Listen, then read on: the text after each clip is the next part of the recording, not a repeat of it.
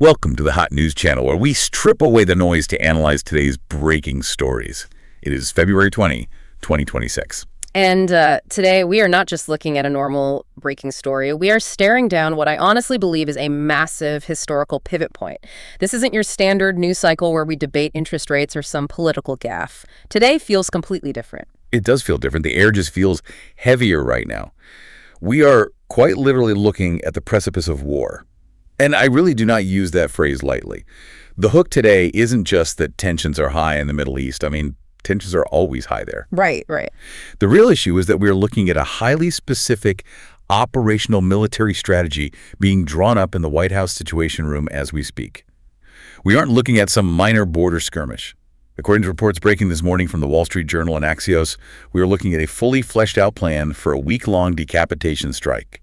And the stakes on this, I mean, they could not possibly be higher, because this isn't just about the Persian Gulf anymore. It's about the very real fracture of the Western alliance in a way that we frankly haven't seen since maybe the Suez Crisis back in 1956. Exactly. The United Kingdom, America's absolute staunchest ally, the partner that has literally been by our side for every single excursion since World War II, from Korea all the way to Kabul, has just flat out denied President Trump use of its military bases for this operation. And that right there is the game changer. That is the headline that should legitimately be stopping everyone in their tracks today.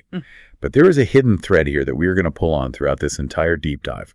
Because while the war drums are beating loudly in the Persian Gulf, the so-called Epstein class, that massive web of power, money, and influence, is being exposed in real time. Yeah. We have the shocking arrest of Prince Andrew in London this morning, and simultaneously, the bizarre detention of Tucker Carlson over in Israel. It just feels incredibly chaotic, doesn't it? It feels like we're watching three entirely separate movies playing on three different screens in the same theater. But they aren't separate. Everything is completely connected. The military buildup, the intelligence leaks, the blackmail operations, the sudden silencing of high-profile dissent. It is all one massive story. One sprawling narrative about power. Exactly. Who has it, who is desperately losing it, and what they are actually willing to do to keep it. So our fundamental mission today is to connect those very dots for you. We are going to examine the hard military reality in the Gulf, the actual logistics of this war. We're going to look at the massive diplomatic explosion over in London. And we're going to dig into the incredibly dark underbelly of the intelligence world that is finally being dragged out into the light. My goal here is to lay out the hard data, the breaking reports, and the literal facts on the ground. And my job is to look at the massive geopolitical fallout of all this, because I really want to focus on the mechanics. If you think this is just a story about fluctuating oil prices or another embarrassing royal scandal, you are missing the much bigger and much scarier picture. We really need to understand how a global war like this actually starts, and more importantly, why the very people pushing for it might be completely compromised. Let's dive straight into Section 1, the Iran crisis. We really need to start with the hard data on this military buildup. According to this fresh reporting from the Wall Street Journal and Axios, the Trump administration isn't planning a pinch-and-zoom surgical strike here. Right, no surgical strikes. They aren't looking for a quote-unquote proportional response. The documents specifically outline a massive weeks-long campaign. Let's actually pause on that exact phrase for a second. Massive weeks-long campaign. In military terms, the word massive is a very specific operational designation. It's not just an adjective. No, it's not. It means high sortie generation. It means total airspace saturation. The reporting strongly suggests this is designed from the ground up to be a decapitation strike. The ultimate goal is to kill scores of Iranian political and military leaders simultaneously. This is forced regime change by overwhelming air power. It is a direct attempt to chop the head off the snake in one single prolonged movement. And President Trump recently spoke at the Institute of Peace, of all places, and he laid down a very clear ultimatum. He explicitly stated that Iran has exactly 10 days to make a deal or face severe consequences. He specifically cited that they, quote, cannot have a nuclear weapon. Now, that is the public-facing line. But the actual physical asset concentration tells us the real story. We're looking at what defense analysts are currently calling the armada. The armada is honestly the most accurate word for it. You and I are looking at the largest single concentration of U.S. military firepower in the Middle East region since the invasion of Iraq back in 2003. We are talking about well over 1/3 of all active U.S. naval assets globally. A third of the Navy. Yes.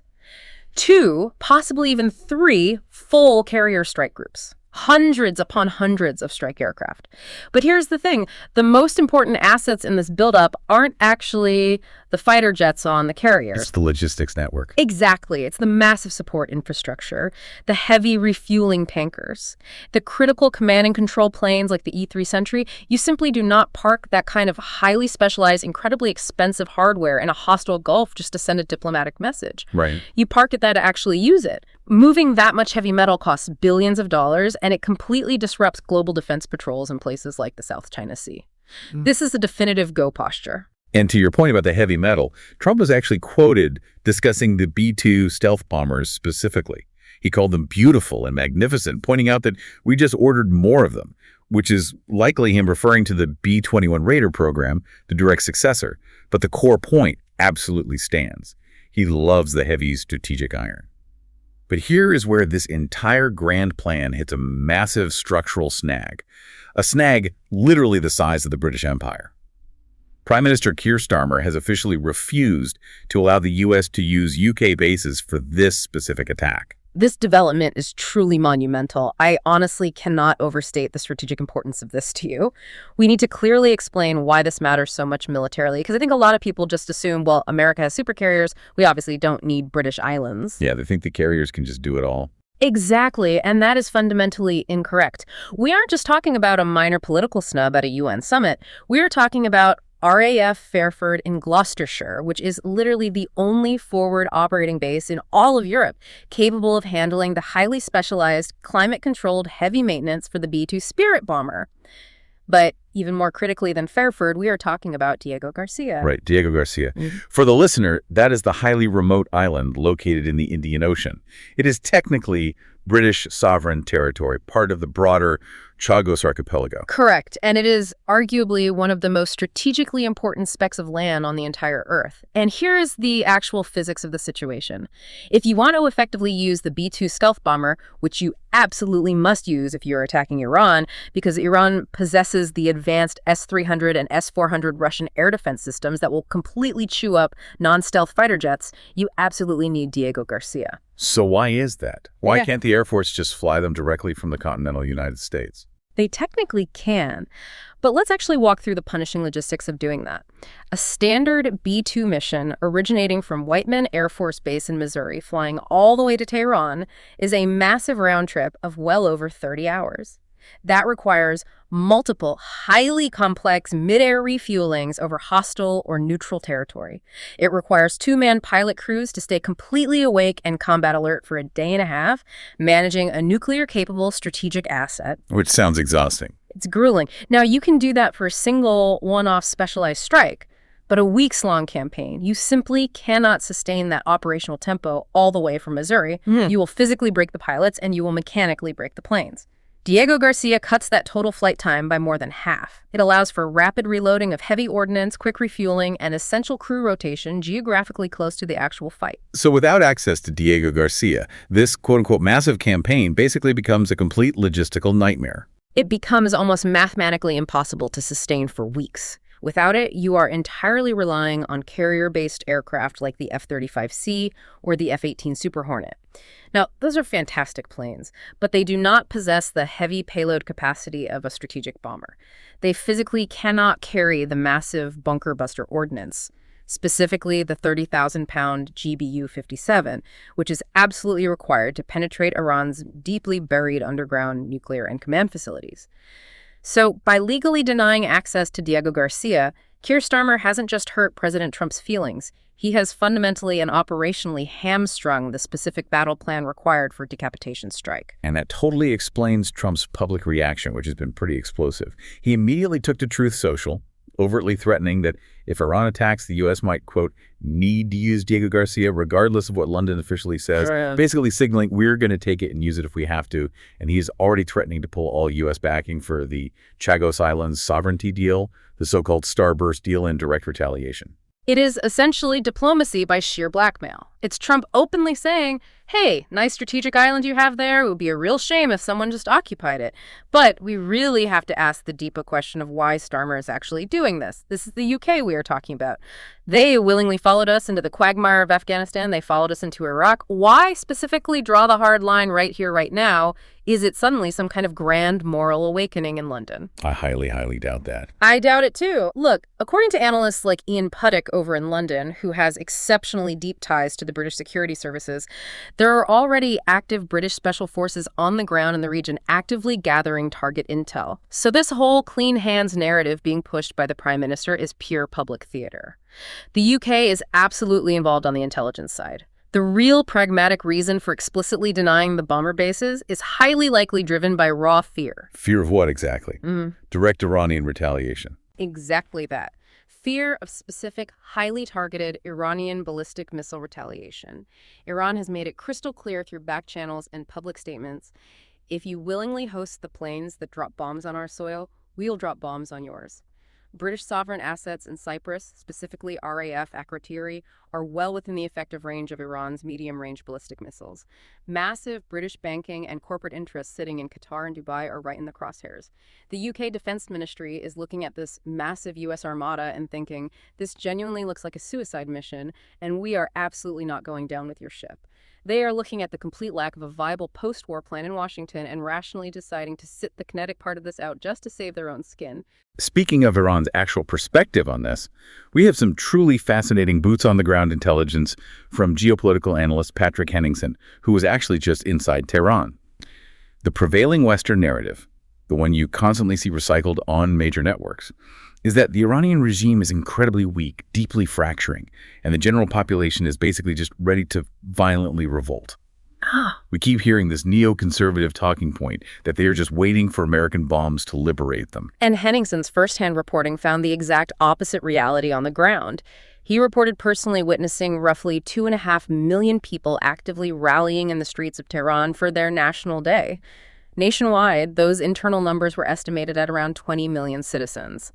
Now look, even if you aggressively discount those specific numbers for standard state propaganda inflation, the sheer physical scale of mobilization is completely undeniable. You can't fake crowds of that size. You really can't. This persistent idea that dropping a few precision bombs will magically cause the local population to rise up and warmly welcome American-style democracy, it is an absolute fantasy. It is the exact same dangerous fantasy we bought into with Iraq in 2003. The Iranian population is actively mobilizing for national defense, not internal dissent. Historically speaking, massive external military threats tend to strongly unify fractured countries, not break them apart. And we know they've been aggressively preparing for this specific decapitation strike scenario for years. Intelligence reports strongly indicate that following Operation Midnight Hammer, so as a previous highly classified covert Russian effort against them, Iran clearly learned its lesson. They took their most sensitive military and nuclear infrastructure and moved it incredibly deep underground. They heavily dispersed their critical uranium stockpiles across multiple hidden sites. Exactly. You literally cannot decapitate what your bombs physically cannot reach. This is exactly what I meant earlier about the critical need for those heavy bunker busters.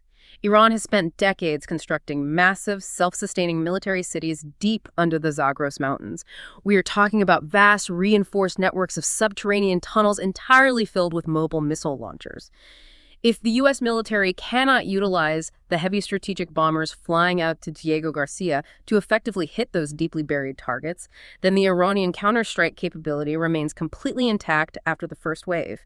And that intact counterstrike capability is the real existential danger here. We are not fighting the Iraqi army of 2003.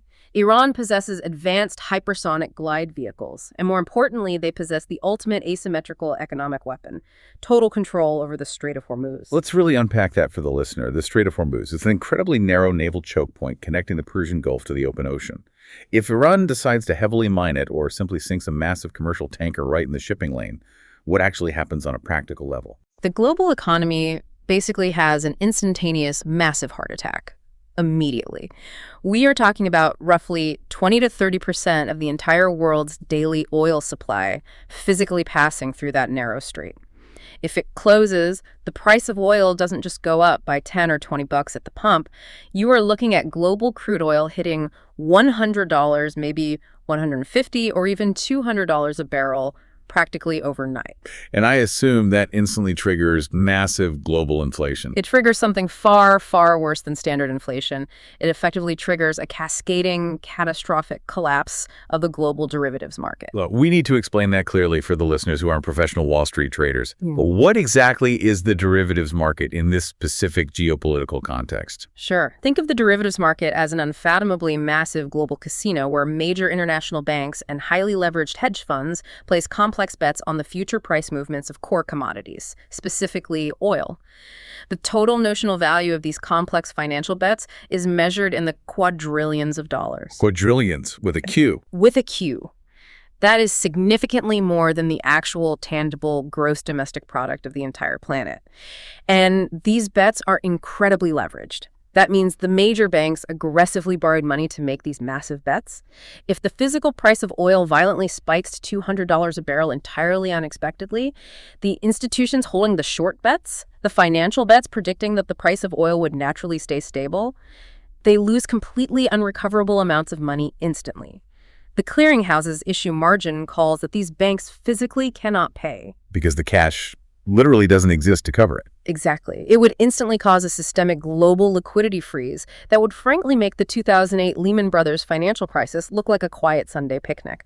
The core banking system would simply crash by Tuesday morning. So just to be perfectly clear, we are currently risking an absolute global economic depression just to carry out a military strike that our closest allies won't even support against a deeply entrenched enemy that is physically dug into mountainsides. Precisely. It completely and utterly defies any standard strategic or economic logic. Which naturally brings us right back to the massive question of why.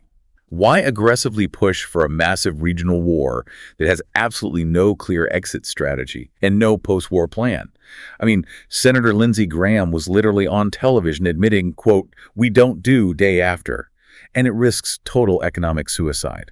To answer that question, we have to deeply examine exactly who is pushing for it behind the scenes. And that takes us directly to London and the truly shocking arrest that woke the world up this morning. This is exactly where our entire story violently pivots from heavy military hardware directly into the dark software of elite corruption. Let's move to Section 2, the Epstein explosion. This is the massive breaking news that hit early this morning. British police arrived at the Royal Sandringham estate on Prince Andrew's 66th birthday. Happy birthday, Your Highness. Quite the morning wake-up call. Right. They officially arrested him. But, and this is the absolute crucial detail that the mainstream news headlines are completely glossing over today, he was not arrested for any sexual offenses today.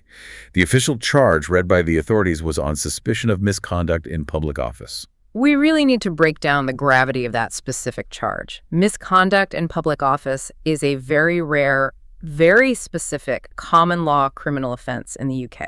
It actually carries a maximum potential sentence of life imprisonment.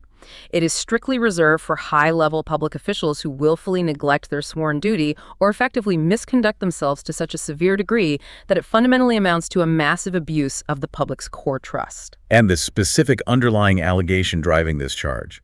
He is accused of leaking highly classified state secrets directly to Jeffrey Epstein. This completely and fundamentally changes the entire established narrative.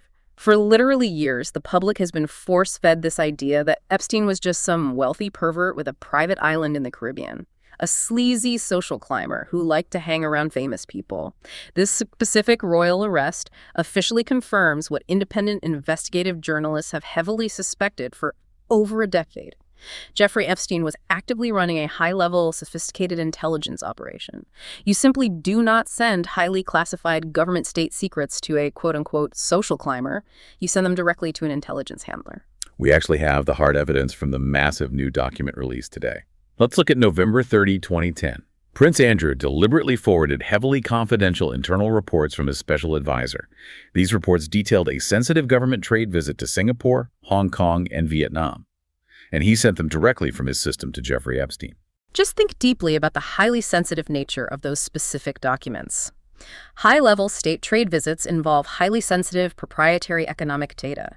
They involve closed-door negotiations on future tariffs, massive corporate contracts, and long-term strategic geopolitical partnerships.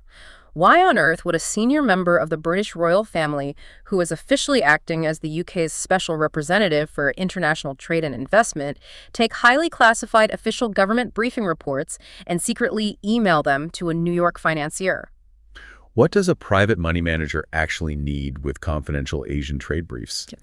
I mean, unless he is using that highly restricted info for massive insider trading, or more likely passing it on to a state actor. Exactly, or using it for extreme political leverage.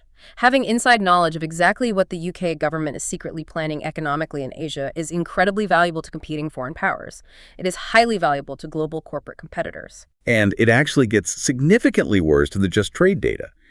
The documents show that later on, Prince Andrew sent a highly confidential military brief detailing the structural reconstruction of Helmand Province in Afghanistan. Right. That is deeply sensitive military-adjacent intelligence. That document heavily discusses local infrastructure, massive government spending, and severe security vulnerabilities in an active, deadly war zone. Exactly. He was actively feeding UK state secrets, highly sensitive operational details about an active combat zone where British soldiers were dying directly to Jeffrey Epstein. And make no mistake, King Charles is fully aware of exactly how damning this is. The official reaction from Buckingham Palace today was incredibly telling. Usually when scandal hits, the royals immediately circle the wagons. They issue a statement saying no comment or that it is a strictly private family matter. Not this time. No, the official palace statement was absolute ice cold. King Charles explicitly referred to his own brother as Andrew Mountbatten Windsor. He deliberately stripped the royal title right there in the official text of the public statement. He completely reverted to using his basic civilian surname. He publicly stated, quote, "The law must take its course." That is, the sitting king of England publicly casting his own brother out into the outer darkness. It heavily signals to the public and the intelligence community that the underlying evidence they have is completely irrefutable. They aren't even going to try to fight this politically because they know they absolutely can't. So, if Prince Andrew is the high-level leak, who is the ultimate recipient of this data, we know the middleman was obviously Epstein. But who is Epstein actually working for? Yeah. Because Epstein didn't control an army. He wasn't the head of a sovereign country. This is exactly where the incredible reporting from Dropsite News and investigative journalist Ryan Grimm becomes absolutely essential to understanding this puzzle. And we have to be extremely legally precise here. This is not wild internet speculation. This is based on newly recovered server emails and physical building security logs. They discovered that the official Israeli permanent mission to the United Nations was actively responsible for designing and installing the complex security systems at Jeffrey Epstein's massive New York townhouse. Wait, I really want to make sure the listener heard that specific detail correctly. The actual sovereign government of Israel, their official diplomatic UN mission, was physically running the internal security grid for a private American citizen living in New York City. Not just running it passively, actively installing it and modifying it. There are explicit emails from an individual handler named Rafi, who is presumably a trained intelligence officer, actively coordinating daily entry logs with Epstein's staff. They were physically drilling holes in the walls for hidden cameras. They were meticulously setting up the comprehensive audio and visual surveillance grid inside the actual house. This revelation completely and totally undercuts the public claims made by people like Ehud Barak, the former Israeli prime minister, who repeatedly stated to the press that he merely had a casual, standard financial relationship with Epstein. Casual relationships absolutely do not involve your own country's covert intelligence service coming over and hardwiring a guy's massive townhouse with hidden cameras. You simply don't have a casual relationship with a man whose primary residence is structured as an elaborate intelligence honey trap. This concrete evidence officially confirms the long-standing megagroup theory, the idea that Epstein was deeply embedded as part of a much broader, highly sophisticated intelligence gathering operation, likely entirely Mossad-adjacent, an operation specifically designed to sexually and financially compromise incredibly powerful Western political and business figures. So let's synthesize these specific data points. We have Prince Andrew, the literal brother of the sitting British king, covertly sending sensitive British military and state secrets directly to Jeffrey Epstein. Meanwhile, Epstein's entire physical security and surveillance apparatus is being actively run by Israeli state intelligence operatives. The overarching implication is absolutely unavoidable at this point. Prince Andrew wasn't just over there partying, he was an active, compromised intelligence asset. Whether he was doing it unwittingly or fully wittingly under severe duress, he was actively feeding highly classified information directly into a foreign intelligence network. This is a massive, historic espionage scandal. It completely dwarfs the famous Profumo affair in the 60s. It dwarfs literally anything we have seen in modern British political history. And it naturally begs the truly terrifying question. If this network had this kind of severe leverage on Prince Andrew, if they literally had the hidden tapes, the explicit emails, the sheer blackmail power to force a senior British royal to leak classified state secrets, what exactly do they currently have on the powerful people aggressively pushing for this massive war in Washington right now? That is the truly terrifying hidden variable in all of this. When we critically look back at the sheer strategic irrationality of the Iran war plan we discussed deeply in Section 1, the total lack of a coherent strategy, the guarantee of economic suicide, the alienation of the UK, you have to seriously ask yourself, is this just extreme political irrationality? Or is it active forced coercion? If you are a sitting U.S. senator or a high-ranking cabinet member, and you happen to have visited that private island or that heavily wired apartment in New York, do you actually have any free will or choice when the phone rings and you are told how to vote? That is a deeply chilling thought, because the reach of this network obviously didn't stop with Prince Andrew, and the sheer depravity of what they were doing didn't just stop with simple political blackmail. We actually have to go significantly darker now. We have to talk about Section 3, Zorro Ranch. Yeah. This is the specific part of the story that most normal people instinctively turn away from, because it is vastly easier to just believe this was solely about illegal sex and hoarding money. But the recovered documents and the new physical evidence on the ground strongly suggest something much, much stranger and darker. We are talking specifically about Epstein's massive private property out in New Mexico, Zorro Ranch. It is a gigantic, highly secluded compound out in the desert. The New Mexico State House has finally, after years of delays, approved an official truth commission to thoroughly investigate Zorro Ranch. And this is happening a full 6 years after Epstein's reported death. 6 full years. In the context of criminal investigations, that is an absolute lifetime. Physical evidence severely degrades over time. Witnesses disappear. Memories completely fade. Why suddenly launch this investigation right now? Well, maybe local politicians are finally reacting to what is physically happening on the ground there today. According to highly disturbing recent drone footage obtained by independent journalist Kim Iverson, there's massive industrial activity occurring at the ranch. Major, heavy activity. There are large industrial excavators physically digging up the expansive grounds at Zorro Ranch right now as we speak. This is happening right before the state investigation is formally scheduled to begin. That visually looks exactly like a rapid, panicked cleanup operation. You absolutely do not bring in heavy earth movers for casual landscaping on a property that is effectively a massive, unresolved crime scene. You bring heavy machinery in to aggressively hide something or to permanently destroy it before the state investigators arrive. What exactly could they possibly be digging up out there, or burying for that matter? Well, we know for a fact from architectural records that the ranch featured extensive, highly unusual underground facilities. The file blueprints clearly showed a massive cellar, a subcellar beneath that, and very strangely, a large area labeled cellar bathroom showers in zones that realistically shouldn't require heavy commercial plumbing. Furthermore, earlier drone footage clearly showed massive, industrial-grade ventilation shafts rising directly out of the remote desert floor. This strongly suggests a massive self-contained facility located deep underground that required extreme, continuous air circulation. If construction crews are actively digging there right now, they are highly likely filling those subterranean levels in with concrete, or they are rapidly removing whatever sensitive equipment or material was being secretly stored down there. And we really have to look closely at the new legal owner of this property.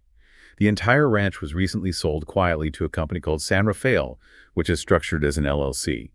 But that specific LLC is entirely owned by a man named Don Huffines, who's a very prominent, self-described MAGA Republican politician from Texas. And here is the truly disturbing, deeply concerning link that Kim Iverson managed to successfully uncover. This is absolutely not just some random wealthy guy making a quirky real estate purchase in the desert. Huffines currently serves as the active president of a firm called Hest Investments. And Hest Investments serves as the primary financial backer for a highly specialized medical research company called Secretome Therapies. And what exactly does Secretome Therapies do? They conduct highly advanced research into experimental regenerative medicine. Specifically, their core focus is on utilizing neonatal cardiac tissue. I really want to be incredibly clear on the medical definitions here. Neonatal cardiac tissue. We are quite literally talking about human heart tissue extracted from newborn babies. That is precisely the biological source material they utilize. Now, to be completely legally clear and fair, the company publicly states that this specific tissue is entirely ethically sourced from standard medical surgeries, essentially biological tissue that would otherwise be routinely discarded by hospitals. That is their official, legal, corporate stance. But I want you to look at the sheer, terrifying coincidence of this situation. You have Jeffrey Epstein, a man who was publicly obsessed with the twisted concept of seeding the human race. He wasn't just a prolific abuser, he was a deeply committed ideological transhumanist. He regularly hosted elite scientists at massive conferences specifically to discuss perfecting the human genome and extending life. We literally have recovered emails from a prominent biohacker named Brian Bishop, who was actively pitching Epstein on funding highly illegal designer babies and advanced human cloning research facilities over in Ukraine. Exactly. Epstein desperately wanted to live forever, and he had a megalomaniacal desire to literally seed the planet with his own modified DNA. He was heavily funding extreme fringe biological science. And now, the exact specific property where he allegedly planned to covertly carry out these bizarre genetic experiments, the remote desert ranch featuring massive underground medical facilities and industrial plumbing, is suddenly owned by a man who actively funds advanced research into utilizing neonatal human tissue. The optics of this are just beyond disturbing. Even if we assume every single thing is completely 100% legally above board with this new medical company, why on earth would you choose to buy that specific, highly stigmatized ranch? It heavily suggests to anyone paying attention that the massive, highly funded transhumanist nightmare that Epstein was financially backing absolutely did not die in that jail cell with him. It simply changed corporate hands. It directly connects the vast intelligence blackmail network to something even more primal and deeply terrifying. We are talking about the ultimate control of human life itself, the total unregulated commodification of the human biological body by the ultra-wealthy. It perfectly connects the various threads of absolute elite impunity. They truly believe they can traffic young women without consequence, they can aggressively influence global wars for profit, and they can freely experiment with fundamental human biology in the dark.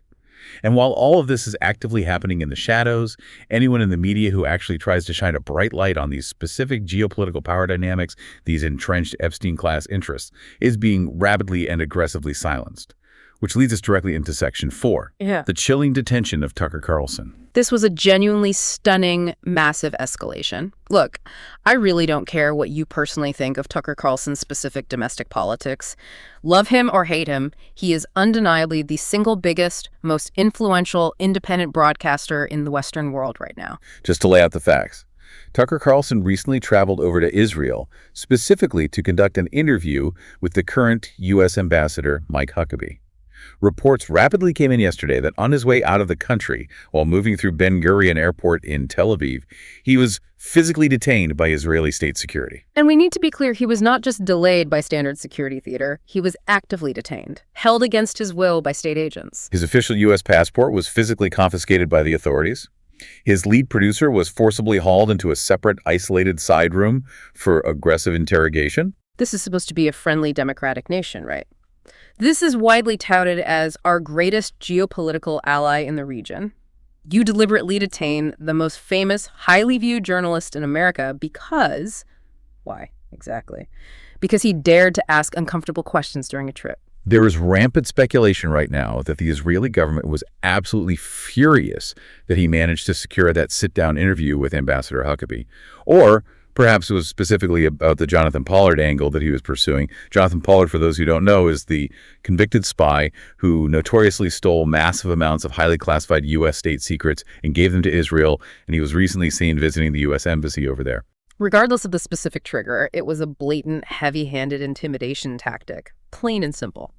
Tucker actually confirmed the harrowing details of the detention via text messages to his team, explicitly calling the entire ordeal authoritarian and dirty.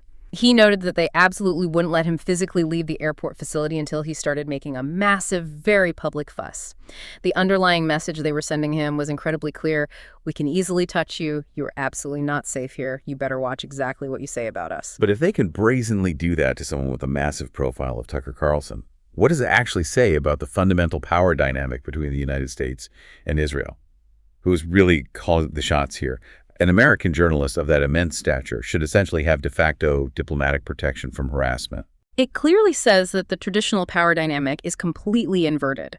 They clearly feel arrogant and bold enough to openly harass a major, highly influential American cultural figure without possessing even the slightest fear of facing any serious diplomatic repercussion from the U.S. State Department. And why do they feel so untouchable?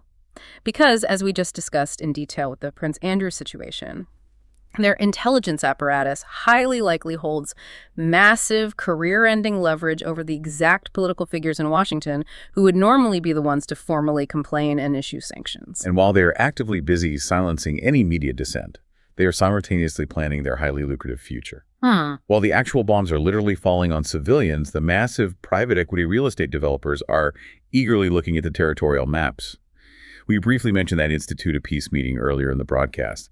There was a highly exclusive gathering there recently featuring a newly formed group calling themselves the Board of Peace. The Board of Peace. I mean, George Orwell himself would be incredibly proud of that deeply cynical branding. The high-profile attendees at this specific meeting included Jared Kushner, former UK Prime Minister Tony Blair, and billionaire mega investor Mark Rowan, who runs Apollo Global Management. And what exactly were these powerful billionaires discussing while hundreds of thousands of innocent civilians are literally starving on the ground in Gaza? Were they actively discussing emergency humanitarian aid logistics? Were they drafting permanent ceasefires? No, absolutely not. They were enthusiastically discussing massive real estate development opportunities. We actually have a leaked audio of this. Mark Rowan explicitly described the devastated Gaza coastline. He said, and I'm quoting him directly here, "The coastline alone has $50 billion of value. It just needs to be unlocked." Unlocked. Just let that incredibly sterile, sociopathic corporate word sink in for a moment. Unlocked. That is the word you use to describe violently displacing 2 million traumatized people and completely flattening their entire civilization. Unlocked. He talks about it like it's just a hidden bonus level in a real estate video game. Independent journalist Max Blumenthal absolutely called this out perfectly in his recent analysis. This is the absolute embodiment of the Epstein class. And please remember, Mark Rowan has incredibly deep, historically documented financial ties to Jeffrey Epstein through his close partnership with Leon Black at Apollo.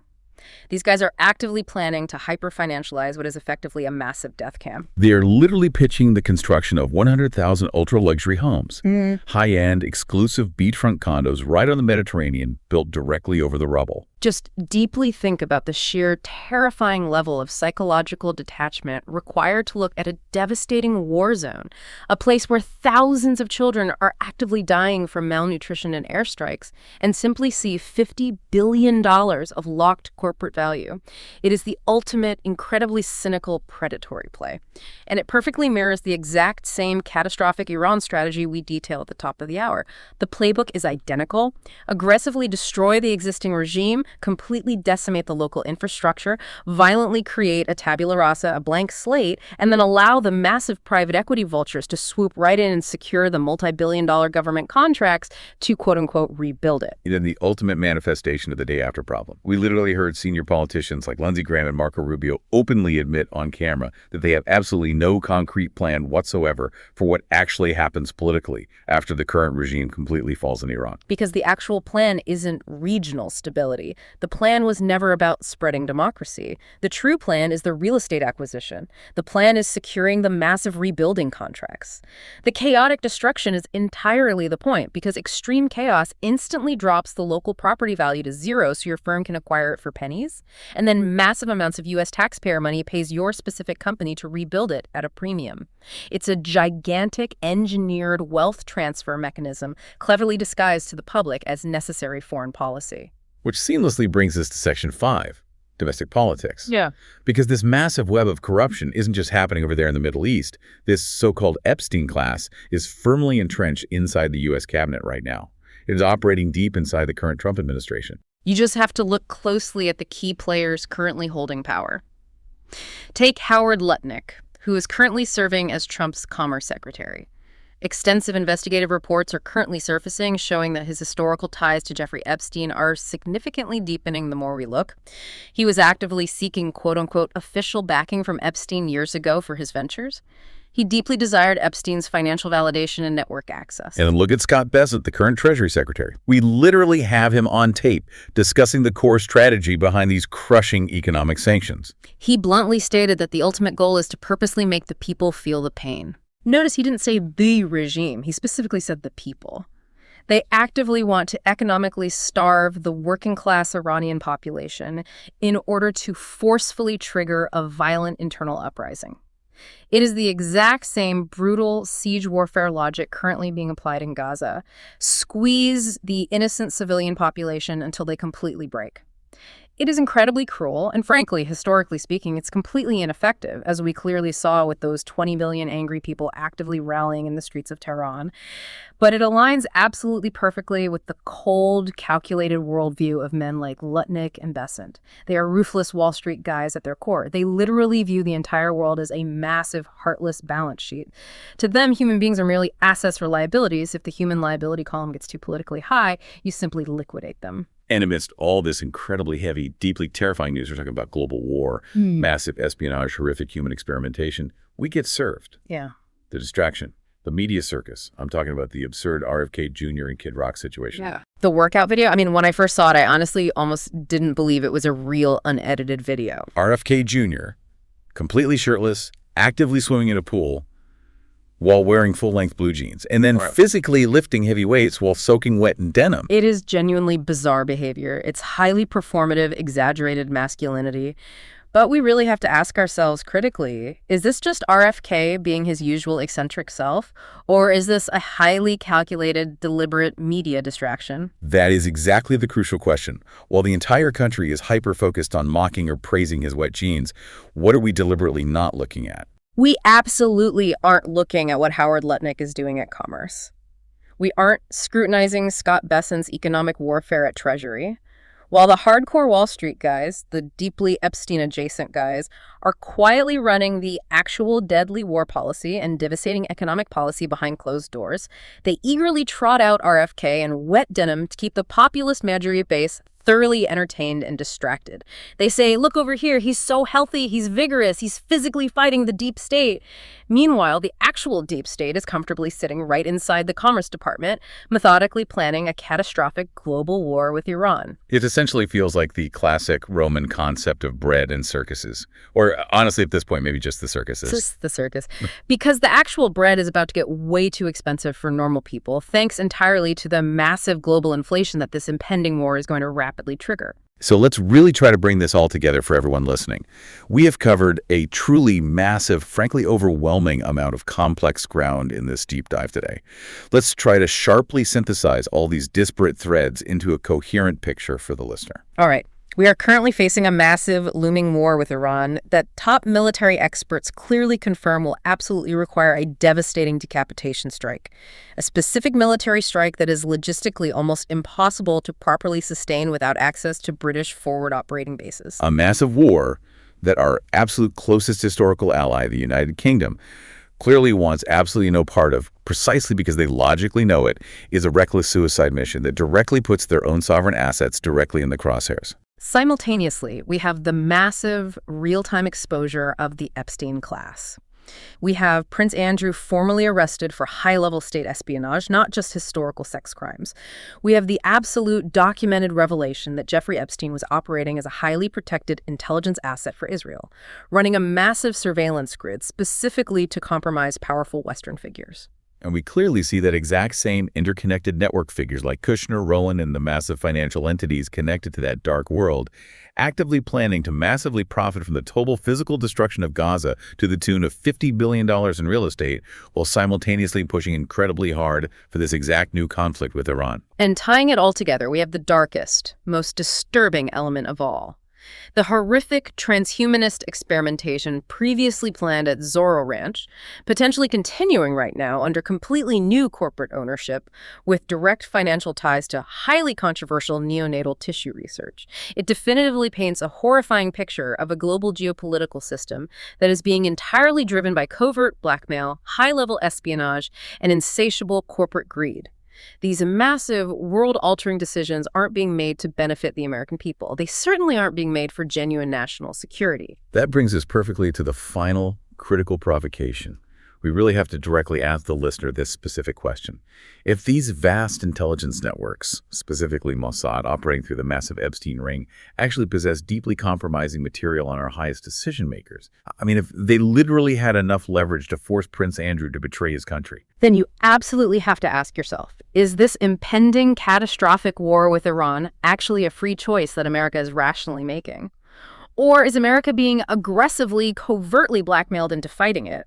Are our elected leaders actually steering the geopolitical ship right now, or are they simply following strict, non-negotiable orders from the unseen people who possess the hidden tapes? That is the exact terrifying question that keeps me up at night. It honestly should keep every single citizen up at night.